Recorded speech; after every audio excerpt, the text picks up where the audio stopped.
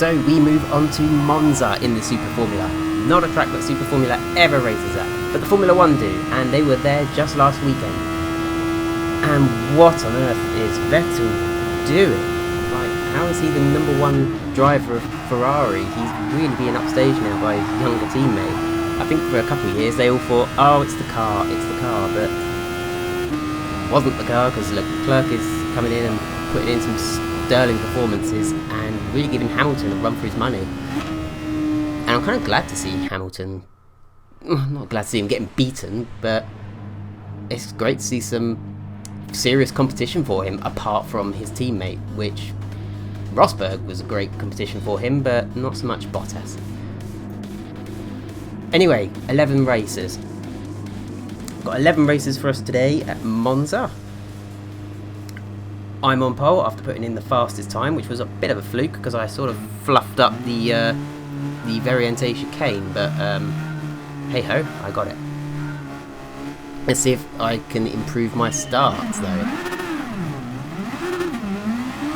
No, but everybody else's is worse, so I get away with it. I think the Ferrari wheel span into a spin and just hit the wall. So I've got the Sauber Alfa Romeo next to me. Is it going to be clean? Of course it's not, it's Monza. We all get rear-ended, I'm almost spun around, and the only winner of that seems to be the Manimal Tormentor, and Scorpion of the Sea is just going to turn into me here, which, like, he knows I'm there, but he's just sort of giving me a couple nudges, which I think, you know, I hold my line, but this is very naughty. He absolutely just comes across and just slams me into the grass. Sure, okay, I'll let you have that. So, after I went to Brands Hatch a few weeks ago, obviously being fired up for racing, I signed up to the South England Rental Kart Championship. It was just coming up to their final round of the season at Buckmore Park, which is one of the most famous karting tracks in Great Britain, and thankfully quite close to me. They were fine with me just entering for a single round, so yeah, paid the entry fee, which was only £65, quite modest, and headed up to Buckmore Park.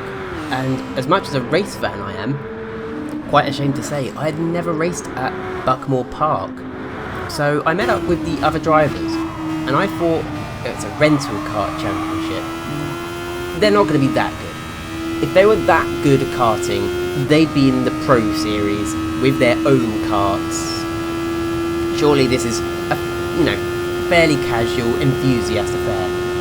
No, I was pretty wrong. I had my own race suit, say, lent to me by my friend Chris, but they all had their own customised race suits, their own customised helmets, their own customised gloves and their own customised boots. These guys were pretty much Rotax Karter pros who were just doing this rental kart for shits and giggles, and because, as I asked one of them why they're doing it, they said just for the prize money and the fact that they're not putting wear and tear on their own karts. So the day was sort of broken up into separate heats, so no matter where you placed, everyone got an equal amount of driving, and then there would be two finals, an A final and a B final. So before that there was 3 sort of qualifying heat races. Each was about 8 minutes long, and then the final was 12 minutes long. So I was put on 4th on the grid for the first race with kart number 5. Great, I thought. Good omen. 5, my lucky number. Mansell drove number 5. You've got Luke Skywalker's Red 5 in Star Wars. That's the number I always race with, so I was happy I got that.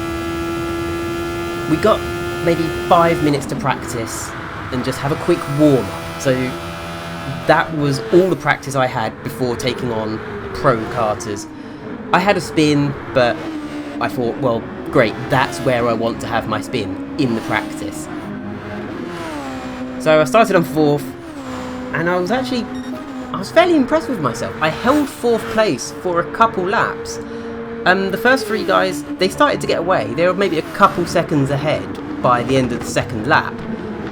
But I felt like I was holding my own.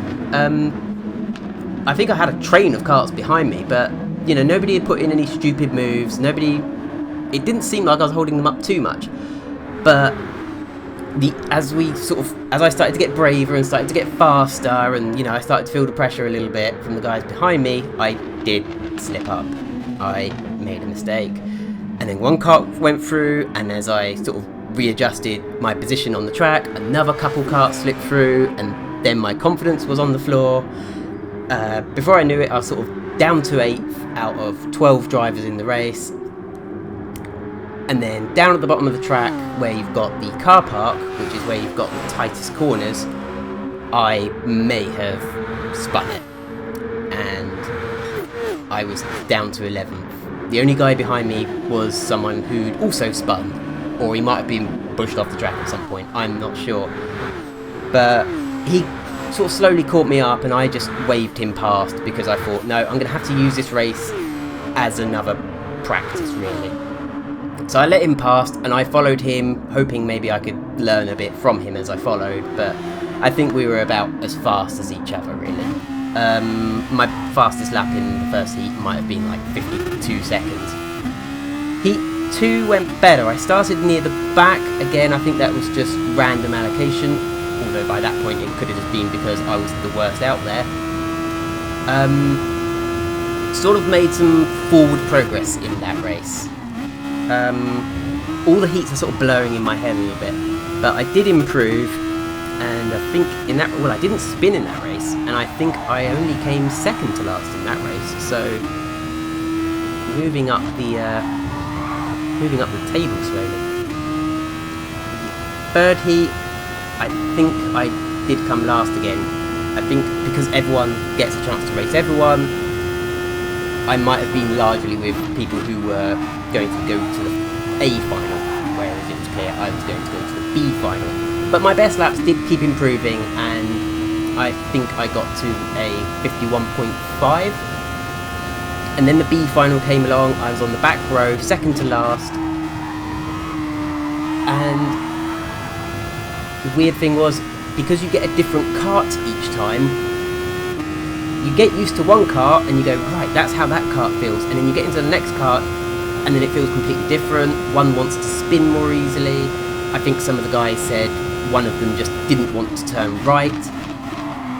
That was the one I was going to be given, but the driver who had just driven it said this kart doesn't go right. Somebody else said this kart doesn't turn right, and I was like, can I have a different kart? They're all saying it doesn't turn right very well, so luckily I got that swapped out for what good that would have made.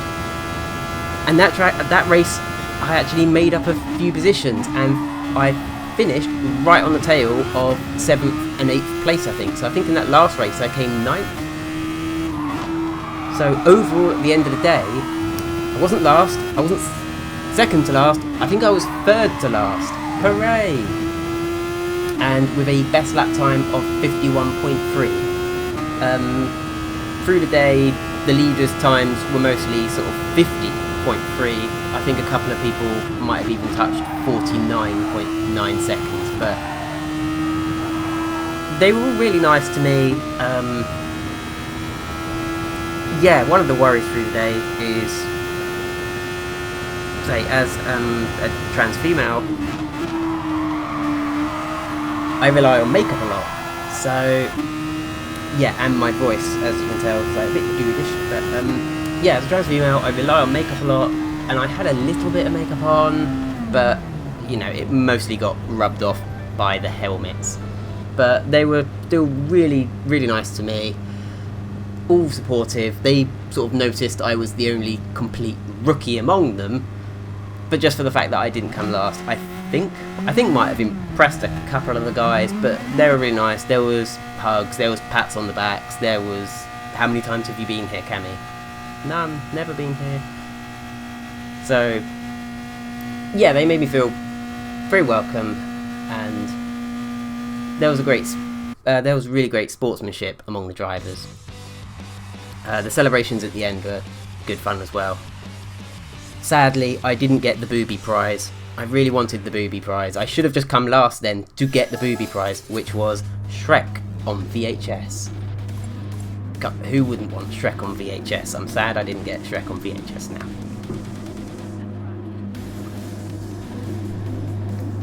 So, remember how we all got piled up in the first corner of Monza?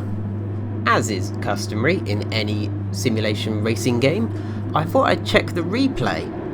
So, yep, on pole position, we've got the Japanese driver on second. Oh, a little bit of a jump start there from the sort of Camel Lotus. The Ferrari just takes himself off into the wall. So, myself, the Sauber, we've got an F1 car there for some reason, wrong class. And somebody's come smashing through the back, and not entirely clear, but Manimal Tormentor got away there. So let's see if we can get a better look at who the culprit was.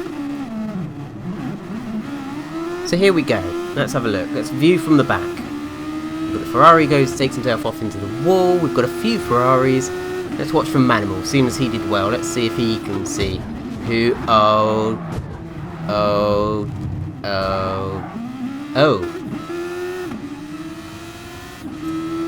Yeah. And no penalty for that. See, I'd like to think my second place is a moral victory. I believe I've got a moral victory there because I took that corner as cleanly as I could, even with this Ferrari chopping across my nose. I think I was fair to him. All I'm doing is holding my line. I have not moved left at all, but here's the cheeky move. Bang! Thank you very much. I'm just going to let you ruin your race all by yourself because you don't need any help in doing that. But yeah, it was the American who just torpedoed us. He Kvyat'd us. And he took the win. I mean, I kind of don't hate him because he clearly had the talent. Like, he was staying ahead of me.